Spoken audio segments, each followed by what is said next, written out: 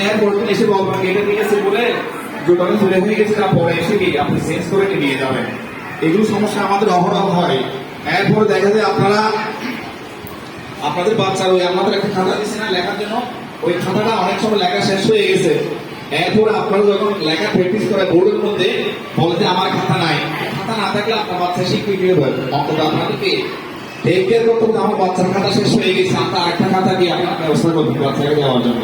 কারণ এরা হচ্ছে কি এত রসি খাতা, আমরা এখন যেভাবে কি খাতা মাটির মধ্যে যেভাবে আমরা কি বানাই সেভাবে বানাবে। আমরা যদি এখান থেকে সে মনে করে এই বাচ্চা লিখতেছে, আরেকটা বাচ্চা খাতার অভাবে সে লিখতে পারতেছে না, তাহলে সে পিছিয়ে গেছে না পরীক্ষা, তখন সে কি অগ্রসর হবে না। এরপরে দেখেন আপনারা অনেক শুধু ক্লাস চলাকালীন অনেক গার্ডিয়ান এখানে ঘুরাঘুরি করে।